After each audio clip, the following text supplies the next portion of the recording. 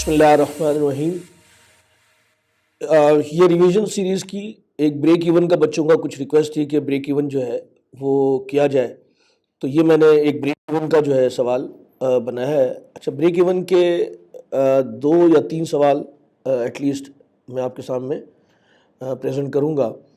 तो ये पहला सवाल मैंने पिक किया हुआ है जो कि आपके पुराने पेपर्स में से भी है और स्टडी टेक्स्ट में भी दिया हुआ है, लेकिन क्योंकि स्टूडेंट सारे क्वेश्चंस नहीं करते तो ये सवाल हमने गालिबन क्लास में नहीं किया हुआ, तो इसलिए मैंने इसको पिक किया हुआ है। इसके अंदर बहुत सारे जो हैं इम्पोर्टेंट कंटेंट्स हैं, तो मैं चाहूँगा ये कि आपको कंटेंट्स जो हैं उसके ऊपर फोकस करूँ और उसको समझाऊँ। तो इसके लिए कुछ वर्किंग जो है वो मैंने ऑलरेडी यहाँ पे की हुई है, ताकि एक तो ये है कि आपका रिकॉर्डिंग टाइम सेव हो जाएगा और दूसरा ये होगा कि will be able to focus on contents. तो मैंने यहाँ पे काम और ये किया हुआ है, अगर आप देखें तो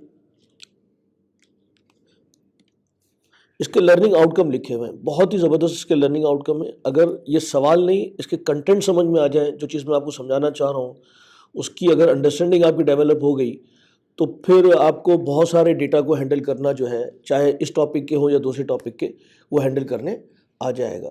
तो इसके अंदर क्या कुछ दिया हुआ है और क्यों मैंने ये सवाल पिक किया हुआ है, उसकी मैंने यहाँ पे रैशनल जो है वो लिखी हुई है। तो देखिए मैंने लिखा हुआ है कि learning outcome of this question is number 1 application of normal loss.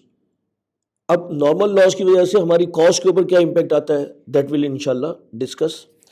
Then cost behaviour, यहाँ पे फिक्स और वेरिएबल का जो है वो आपको कॉस्ट बिहेवियर के बेसिस पे जो है, तो कॉस्ट बिहेवियर कौन सा मेथड हम यूज़ कर रहे होंगे, हाई एंड लो मेथड से जो है ये फिक्स और वेरिएबल की क्लासिफिकेशन हम कर रहे होंगे। तो ये हम सीखेंगे। बहुत ही ज़्यादा इम्पॉर्टेंट बात जो है वो है प्रोडक्ट कॉस्ट और पीरियड कॉस्ट। अक्सर स्टूडेंट को प्रोडक्ट कॉस्ट और पीरियड कॉस्ट के बारे में और इसकी एप्लीकेशन के बारे में नहीं मालूम होता।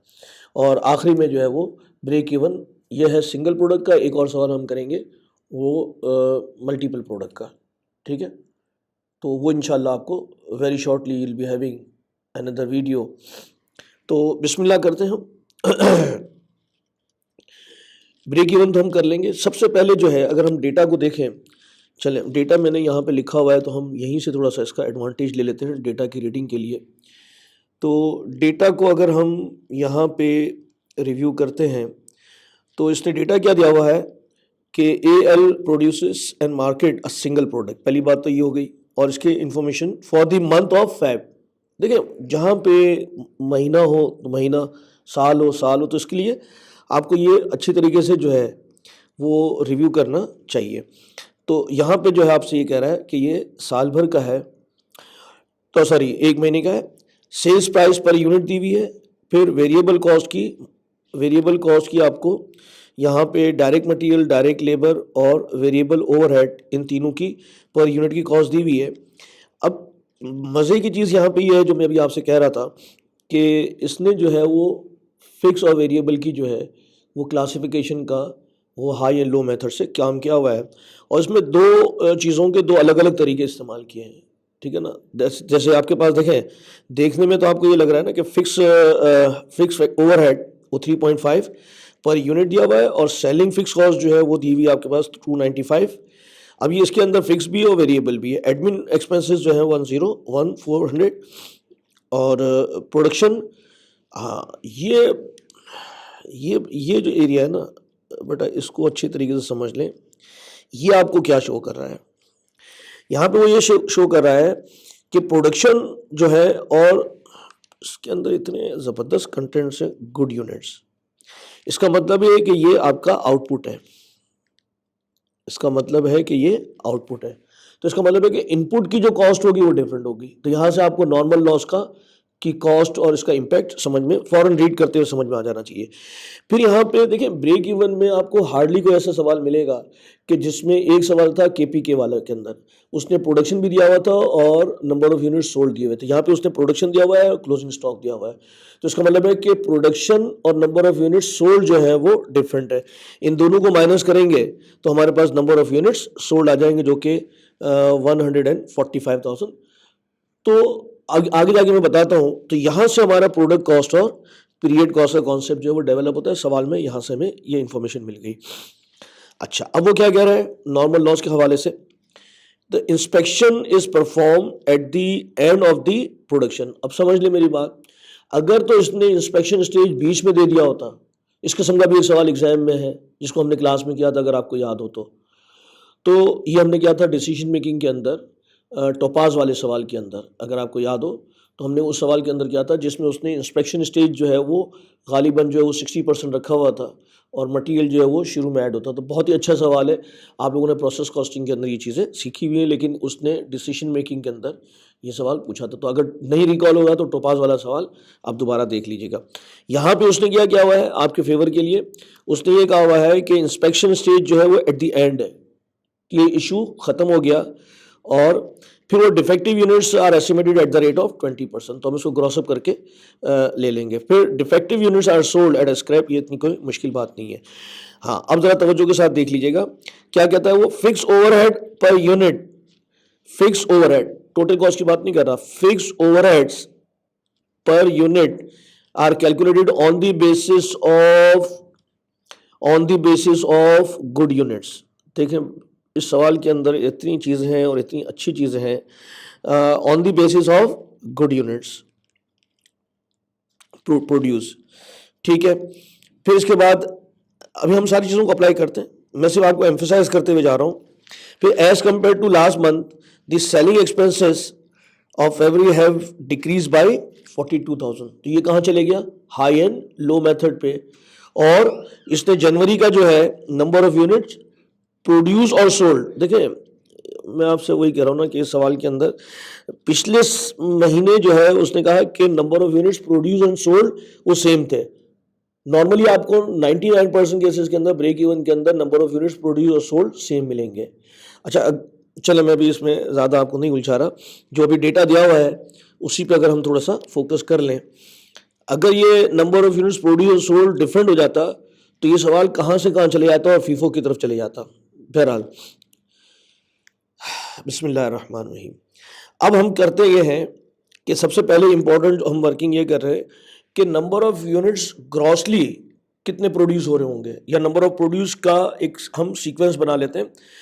तो number of units produce that is input वो कितना था, तो नंबर ऑफ यूनिट्स जो आपके पास आउटपुट है, ये नंबर ऑफ यूनिट्स प्रोड्यूस जो है आउटपुट गुड यूनिट्स वो थे आपके पास 175,000, ठीक है ना। तो टोटल इनपुट कितना हुआ होगा। अच्छा, इसके अंदर भी एक चीज़ और आप देखें तो इसने क्या लिखा हुआ है, ज़रा गौर से पढ़िएगा बेटा, क्या लिखा हुआ है, the defective units are sold at scrap और 20% मैं पढ़ता हूँ, inspection is perform at the end of the production and defective units are estimated at the rate of 20% of the inspected units. देखिए यहाँ पे आपके पास अगर 100 यूनिट्स इनपुट किए या 1000 यूनिट्स इनपुट किए हैं और 20% आपको कह रहा है कि वो लॉस है, तो 20% इसका भी हो सकता है और 20% जो है वो इसका भी हो सकता है। तो किसकी बात कर रहा है, ज़रा गौर से पढ़ें ताकि आपको गलती का कोई चांस ना हो। क्या कह रहा है वो क्या कह रहा है, इंस्पेक्टेड यूनिट्स। तो इंस्पेक्टेड यूनिट्स कौन से भी होंगे, ये इनपुट या आउटपुट। देखिए बेटा, जो लॉस हो गए नॉर्मल तो वो तो आउटपुट में नहीं आएंगे ना, तो इसका मतलब है कि वो इनडायरेक्टली क्या कह रहा है, वो इसकी बात कर रहा है। तो इसका मतलब है कि आपने 100 इनपुट किए थे, 20 आपके लॉस हो गए, तो जो आउटपुट जो रिप्रेजेंट कर रहा है वो आपका ऑफ इंस्पेक्टेड यूनिट्स, एक मिनट, नहीं, यहाँ पे आपका ऑफ इंस्पेक्टेड यूनिट्स, तो वो टोटल यूनिट्स की बात कर रहा है। तो आउटपुट जो है वो आपके पास आउटपुट जो है वो 80% है, ठीक है। तो इसका मतलब क्या हुआ कि अब अगर आप देखें तो यहाँ पे ये आउटपुट यूनिट्स है, ये कितने परसेंट रिप्रेजेंट कर रहा है, जो है आपने 100% इनपुट किया होगा, 20 लॉस हो गया आपको, बाकी रिमेनिंग जो है वो 80% मिला। तो 80% अगर ये 175 जो है वो 80% है तो 100% आपका जो प्रोडक्शन के लिए मटेरियल, लेबर और ओवरहेड वेरिएबल जो लगा होगा वो इन यूनिट्स के ऊपर लगा होगा। नॉर्मल लॉस कितना है?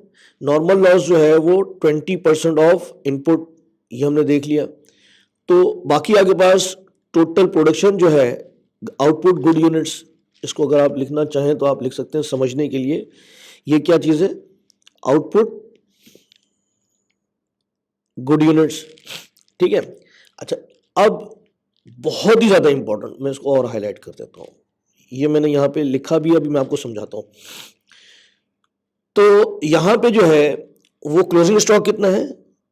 क्लोजिंग स्टॉक आपके पास है यहाँ पे 30,000 यूनिट्स। टोटल प्रोडक्शन कितनी हुई थी? 175। सुनिएगा ज़रा गौर से, टोटल प्रोडक्शन कितनी हुई थी? 175। इसमें से जो है 30,000 यूनिट्स जो है वो क्लोजिंग स्टॉक में पड़े हुए हैं, तो आपके नंबर ऑफ यूनिट्स सोल्ड कितने हुए? अच्छा, इसका इम्पैक्ट कहाँ कहाँ जाएगा? अब मैंने इसके इम्पैक्ट को यहाँ पे आपको समझाने के लिए इसका थ्योरेटिकल इम्पैक्ट बता दिया है। क्या लिखा हुआ है मैंने? इस दो चीज़ों से, यहाँ से आपके पास जो मैंने अभी आपसे कहा ना कि नॉर्मल लॉस और इसका इम्पैक्ट जो है इस सवाल में दिया हुआ है, तो यहाँ से हम समझेंगे कि नॉर्मल लॉस का क्या इम्पैक्ट है। तो impact of normal loss on units अभी हम कैलकुलेट करके बताऊंगा। इन दो आइटम से समझ ले मेरी बात, जितनी भी प्रोडक्ट कॉस्ट है, प्रोडक्ट कॉस्ट का मतलब क्या हो गया? Material, labour and production factory overhead, और अगर हम एब्जॉर्प्शन कॉस्टिंग कर रहे हैं तो फिक्स ओवरहेड भी आ सकता है उसके अंदर, ठीक है ना। हम क्योंकि मार्जिनल करते हैं यहाँ पे, तो हम फिलहाल, तो इसका मतलब है कि ये सारी cost, material, labour and variable overhead, ये डिवाइड होगा नंबर ऑफ यूनिट्स प्रोड्यूस से, नंबर ऑफ यूनिट्स प्रोड्यूस से, ठीक है। तो मैंने क्या लिखा हुआ है? Production cost will be divided by number of units produce. इसको हम कहते हैं जी, इसको हम क्या कहते हैं? इसको हम कहते हैं प्रोडक्ट कॉस्ट। इसको हम कहते हैं प्रोडक्ट कॉस्ट। तो प्रोडक्ट कॉस्ट का डिवाइजर क्या होगा? Number of units produce. और पीरियड कॉस्ट, एक होता है प्रोडक्ट कॉस्ट और एक होता है period cost. Period cost that is admin and selling cost, ठीक है, will be divided by number of units sold. तो इसका मतलब है कि अगर आपके पास डिवाइडेड का मतलब, अगर टोटल कॉस्ट दी हुई है तो उसका पर यूनिट की कॉस्ट निकालनी है तो उसको डिवाइड करेंगे, और अगर टोटल कॉस्ट निकालनी हो तो पर यूनिट की जो कॉस्ट दी हुई है तो उसका मल्टीप्लायर। तो divisor and multiplier will be number of units sold. तो कितनी किस्म की कॉस्ट होती है हमारे पास टोटल? एक प्रोडक्ट कॉस्ट होती है और एक पीरियड कॉस्ट।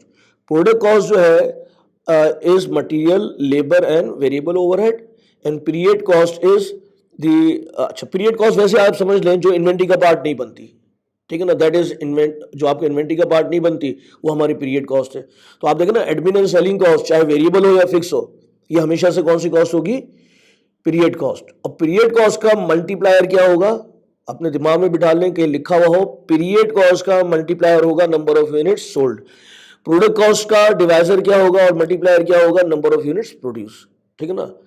तो यहाँ पे नंबर 1 नॉर्मल लॉस का इम्पैक्ट, नंबर 2 प्रोडक्ट कॉस्ट और पीरियड कॉस्ट का इम्पैक्ट यहाँ पे अभी हम, तो यहाँ से आपको जो है ना एक वर्किंग मिल गई और अभी हम इसको अप्लाई करते हैं, ठीक है। अच्छा, वापस आ जाइए। अब आपको variable production cost per unit अगर मुझे निकालनी है, तो variable production cost per unit अगर आपको चाहिए तो यहाँ पे मटेरियल, लेबर और वेरिएबल ओवरहेड, ये आपके पास पर यूनिट की कॉस्ट दी हुई है, ठीक है। अब समझ लें, तो ये पर यूनिट की कॉस्ट दी हुई है, तो हम तीनों को टोटल करेंगे और अगर मुझे टोटल कॉस्ट निकालनी हो तो इसका मल्टीप्लायर क्या होगा? क्योंकि ये प्रोडक्ट कॉस्ट है तो इसका मल्टीप्लायर होगा 1,75,000, या फिर इसका मल्टीप्लायर होगा, क्योंकि आपने जो वो जो लगाया होगा टोटल कॉस्ट, वो लगाया होगा इनपुट की बेसिस पे, तो फिर हमारी जो टोटल कॉस्ट जो लगेगी वो किसके ऊपर लगेगी? वो इसके ऊपर। आइए देखते हैं, बिस्मिल्लाहिर्रहमानिर्रहीम। देखें यहाँ पे material, labour and overhead cost per unit वो कितनी है? Cost per unit is 10, 2 and 4, 16 rupees is the variable cost. और ये कितने यूनिट्स के ऊपर लगेगा? ये टोटल यूनिट्स के ऊपर लगेगा, क्योंकि यहाँ पे नॉर्मल लॉस भी है, तो आपने मटेरियल, लेबर एंड ओवरहेड कितना लगाया होगा? वो लगाया होगा टोटल इनपुट जो क्या होगा मल्टीप्लाई बाय जो भी हमने यहाँ पे नंबर ऑफ यूनिट्स निकाले थे इनपुट के, उससे मल्टीप्लाई कर दिया। फिर स्क्रैप जो बिका है 4000, जो भी हमने यहाँ पे नंबर ऑफ यूनिट्स निकाले थे इसके, ये हमारा इनपुट आ गया। और स्क्रैप जो हमने बेचा था 20% ऑफ दिस, ये हमने इसको यहाँ से स्क्रैप की वैल्यू माइनस कर दी, तो ये टोटल कॉस्ट ऑफ इनपुट आ गई। तो नॉर्मल लॉस में क्या होता है? नॉर्मल लॉस में जो आपके पास गुड यूनिट्स होते हैं इसको हम उससे डिवाइड कर देते हैं, तो कॉस्ट पर यूनिट आपकी बढ़ जाती है। तो देयरफॉर इस अमाउंट को हम कितने यूनिट से करेंगे? Number of units produce, number of units sold से नहीं, क्योंकि ये प्रोडक्ट कॉस्ट है। इसको हम तो variable production cost of good units, ये तो था आपका इनपुट। गुड यूनिट्स का जो कॉस्ट है, तो आपकी कॉस्ट पर यूनिट जो इनिशियली आई थी वो 16 रुपये आई थी, लेकिन because of the normal loss cost per unit आपकी बढ़ गई और वो कितनी हो गई? 18.75। वो कॉस्ट कैसे आई है? इस टोटल कॉस्ट को हमने गुड यूनिट से डिवाइड कर दिया, ₹18.75। अब ये डेटा की वजह से मैंने ये सवाल जो है वो पिक किया हुआ है कि अगर इस किस्म का डेटा आपके पास आ जाए एग्जाम में किसी भी टॉपिक में, तो आपको कैलकुलेशन ऑफ पर यूनिट जो है वो आना चाहिए। अब जरा इंपॉर्टेंट बात आ जाइए, ये कौन सी हमने कॉस्ट लगा दी? Product cost. अब हमारे पास वेरिएबल कॉस्ट कौन सी बची है? Period cost, selling and admin. तो सेलिंग एंड एडमिन के बारे में वो क्या कहता है, ठीक है ना? तो हम दोबारा थोड़ा सा सवाल को रिव्यू कर लें। तो क्या कहता है वो? सेलिंग कॉस्ट जो है वो टोटल दी हुई है और एडमिन कॉस्ट जो है वो टोटल दी हुई है। अच्छा, अब देखिए हम पढ़ते हैं point number 3। As compare to last month is selling, admin की बात नहीं कर रहा। तो इसका मतलब है कि हम अज्यूम ये कर रहे हैं कि एडमिन पिछले साल का भी सेम था और इस साल का भी सेम है, तो वो हमारा फिक्स हो गया। तो ये तो हमारा फिक्स हो गया। अब ये जो है अमाउंट, इसके अंदर वेरिएबल भी है और फिक्स भी है। अब उसको कैसे अलग करेंगे? तो हाई एंड लो का डेटा दे दिया उसने। क्या डेटा दे दिया उसने? देखिए हाई एंड लो का, ये आपको हाई एंड लो का डेटा दे दिया। क्या डेटा दिया हुआ है? वो कहता है कि पिछले साल से इस साल जो है वो आपकी सेलिंग कॉस्ट के अंदर इंक्रीज हुआ है 42,000 का। वरना आपको ये क्या देता कि पिछले साल की वेरिएबल को जो है टोटल सेलिंग कॉस्ट जो है वो इतनी होती, ठीक है ना? तो उसने आपको दोनों का डिफरेंस दे दिया। और हम नॉर्मली क्या करते हैं, तो मैंने नॉर्मल तरीके से इसको, जिस तरीके से हम करते हैं हाई लो का, उस तरीके से इसको कैलकुलेट करके दिखा दिया है। वो कैसे है? तो अब यहाँ पे हाई एंड लो के बेसिस पे, तो वेरिएबल सेलिंग कॉस्ट निकालने के लिए, अच्छा, वेरिएबल सेलिंग कॉस्ट इस साल की आपको उसने अमाउंट दे दी है 295 और कह रहा है कि पिछले साल की जो कॉस्ट है वो इस साल की कॉस्ट जो है वो पिछले साल से 42,000 कम हुई है। तो उसने आपको 42,000 निकाल के दे दिया। लेकिन मैंने आपको समझाने के लिए, नॉर्मली हाई एंड लो में हम क्या करते हैं, 1,80,000 यूनिट्स आपके पिछले साल बिके थे और 1,45,000 इस साल बिके हैं। तो इसकी जो टोटल कॉस्ट जो थी वो 38, मैंने इसके अंदर इसको प्लस करके आपको सिर्फ समझाने के लिए, वरना हम डायरेक्टली भी जो है वो इससे कर सकते थे 42,000 फिर इन दोनों का डिफरेंस जो है।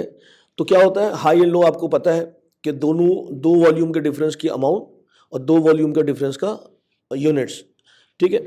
तो इसका मतलब है कि टोटल जो कॉस्ट ऑफ 42,000 है वो 35,000 यूनिट्स ऑफ की जो कॉस्ट है ये।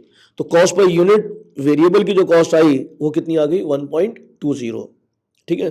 दो वॉल्यूम के दरमियान जो भी आपकी कॉस्ट में इंक्रीज और डिक्रीज हो रहा होता है, अनलेस आपको कोई चीज़ बताई गई हो कि फिक्स का कोई है, तो हम क्या ट्रीट करते हैं कि दो वॉल्यूम के दरमियान जो भी इंक्रीज और डिक्रीज हुआ है that is only due two variable की वजह से हुआ है, फिक्स की वजह से नहीं हुआ, ठीक है? तो इसका मतलब है कि हमारा जो वेरिएबल जो इंक्रीज हुआ था वो 42,000 था और नंबर ऑफ यूनिट्स जो इंक्रीज हुआ था वो 35,000 था सेलिंग एक्सपेंसेस का। तो सेलिंग एक्सपेंसेस पर यूनिट की जो अमाउंट आ गई वो 1.20 आ गई। टोटल वेरिएबल कॉस्ट मार्जिनल वो आ गई 19.5। अच्छा, हमारे पास जो टोटल कॉस्ट जो दी हुई थी 295,000 दी थी। अब उसमें से अगर हम वेरिएबल माइनस कर दें तो फिक्स सेलिंग कॉस्ट आ जाएगी। तो आइए, तो हम फिक्स कॉस्ट निकालते हैं। तो फिक्स कॉस्ट कैसे निकलेगी? फिक्स प्रोडक्शन कॉस्ट जो है वो आपके पास दिया हुआ है उसने, और उसने कहा था कि वो गुड यूनिट्स के ऊपर लगते हैं। तो गुड यूनिट्स जो प्रोड्यूस हुए हैं वो 175 है। 3.5 के हिसाब से आपके पास 6,12,000 की अमाउंट आ गई। अब जरा तवज्जो के साथ देखिएगा। हमारे पास टोटल जो कॉस्ट थी वो 295,000 की थी, ठीक है। अच्छा, 295 में से अगर मैं वेरिएबल को माइनस कर दूं तो वेरिएबल कैसे माइनस होगी? अब बहुत ही ज़्यादा इंपॉर्टेंट बात जो समझनी है, सेलिंग कॉस्ट पर यूनिट कितनी है? 1.20। अब उसकी जो कॉस्ट, सेलिंग कॉस्ट की जो कॉस्ट निकालनी है, ठीक है ना, उसके नंबर ऑफ यूनिट्स कौन से होंगे? प्रोड्यूस कितने किए हमने? 175, और सोल्ड कितने किए हैं? 145। तो क्योंकि ये हमारी पीरियड कॉस्ट है, क्योंकि हमारी ये सेलिंग कॉस्ट है और ये पीरियड कॉस्ट है, इसका मल्टीप्लायर क्या होगा? Number of units sold. ये है इस सवाल की इंपॉर्टेंस, प्रोडक्ट कॉस्ट और पीरियड कॉस्ट की। तो और इसका जो ये क्योंकि प्रोडक्ट कॉस्ट थी तो इसका multiplier number of units produce है, ये आपकी पीरियड कॉस्ट है, इसके लिए इसका नंबर मल्टीप्लायर जो है नंबर ऑफ यूनिट्स सोल्ड है, ठीक है। तो ये हमारी प्रोडक्शन की कॉस्ट आ गई, ये सेलिंग कॉस्ट आ गई फिक्स। टोटल कॉस्ट में से वेरिएबल कॉस्ट माइनस की तो हमारे पास फिक्स कॉस्ट आ गई है। और एडमिन एंड सेलिंग कॉस्ट जो सॉरी एडमिन कॉस्ट उसने कुछ नहीं कहा, तो हमने इसको ट्रीट किया हुआ है कि हमारी फिक्स कॉस्ट है। टोटल फिक्स कॉस्ट हमारी जो आई, क्योंकि ब्रेक इवन के लिए आपको पता है कि असल जो चीज़ चाहिए होती है वो आपको फिक्स कॉस्ट की ज़रूरत होती है। तो ये हमारी फिक्स कॉस्ट आ गई, और यस फिक्स कॉस्ट आ गई हमारे पास कंट्रीब्यूशन सॉरी ये आपके पास आ गया वेरिएबल कॉस्ट, और गालिबन आपके पास सेल्स प्राइस दी हुई है। तो अब हम इस बेसिस पे अपना जो इसकी रिक्वायरमेंट है एक्चुअली, तो इसकी रिक्वायरमेंट है assuming that there is no inventory at the beginning of the period, calculate the break even sales in quantity for the month. अच्छा, इन क्वांटिटी मांगा है, ठीक है। तो क्वांटिटी के लिए आपको ब्रेक इवन सेल्स को निकालने के दो तरीके हैं, या तो टोटल सेल्स निकाल लें या फिर हम कंट्रीब्यूशन मार्जिन पर यूनिट निकाल लेते हैं। तो आपके पास सेलिंग प्राइस जो दी हुई थी वो 26 थी, और वेरिएबल कॉस्ट जो आपके पास आई है, जो भी हमने यहाँ पे निकाली है वेरिएबल कॉस्ट पर यूनिट, वो है आपके पास variable cost per unit, variable cost 19.95, मैं इसकी बात कर रहा हूँ 19.95। तो variable cost per unit is 19.95। तो आपके पास ये अमाउंट आ जाएगी रुपीज़, अब देखें थोड़ा सा मैंने कैलकुलेशन किया था तो आपका टाइम जो है वो बच गया था इसकी वजह से। अच्छा, ये क्या हो गया 6.05, ये आपके पास। अच्छा, ये मैं इसको परसेंटेज भी क्यों नहीं निकाल रहा हूँ, परसेंटेज भी निकाल सकता था। तो अच्छा मैं कर देता हूँ, चलिए इसको दोनों तरीके से, मैं इसको पहले डायरेक्ट से कर रहा हूँ। फिक्स कॉस्ट हमारी कितनी आई थी?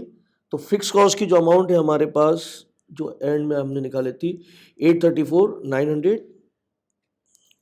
तो therefore break even sales in terms of units मांगा है उसने 834,900 डिवाइडेड बाय 6.05। तो आपके पास ब्रेक इवन सेल्स आ जाएगी in terms of units 834,900 divided by 6.05 is equal to 138,000 units.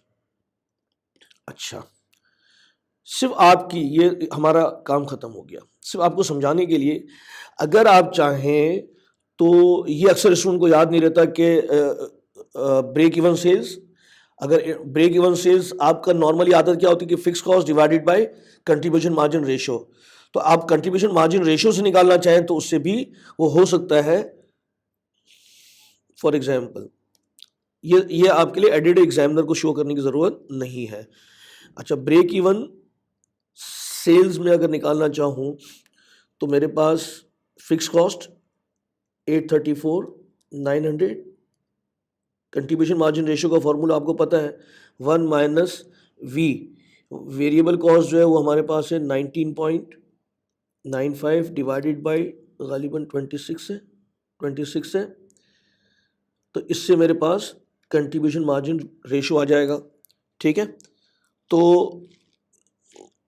19.95 divided by 26 minus 1 is equal to 834,900 divided by 0.23269।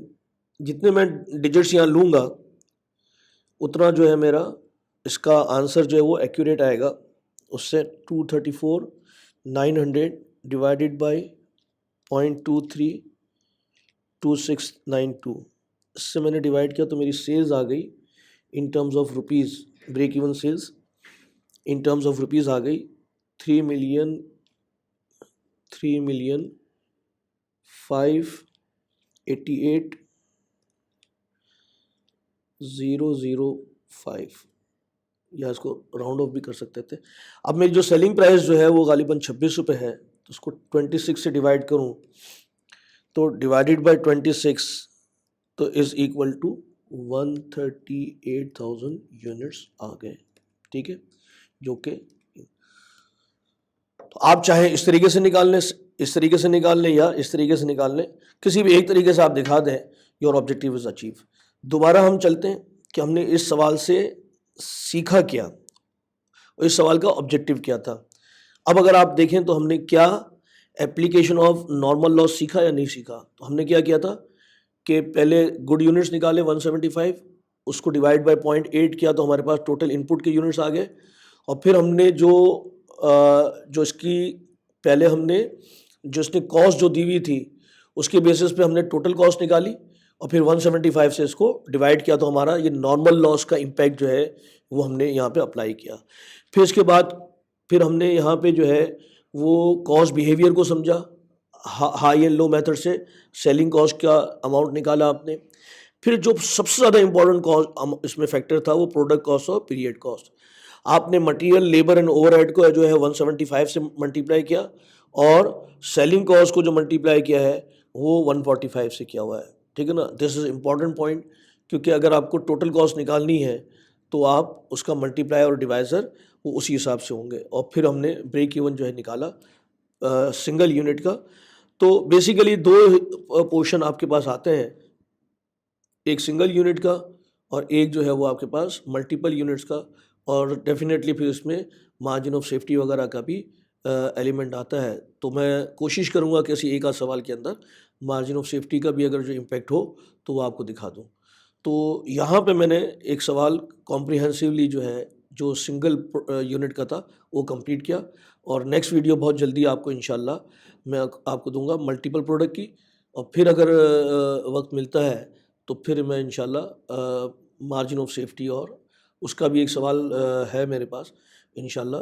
वो अच्छा है, कॉन्सेप्चुअल है, अगर वक्त होता है तो वो भी आपके साथ मैं शेयर कर दूँगा। एज़ यूजुअल आपसे एक ही दरख्वास्त है कि आप दुआओं में याद रखें।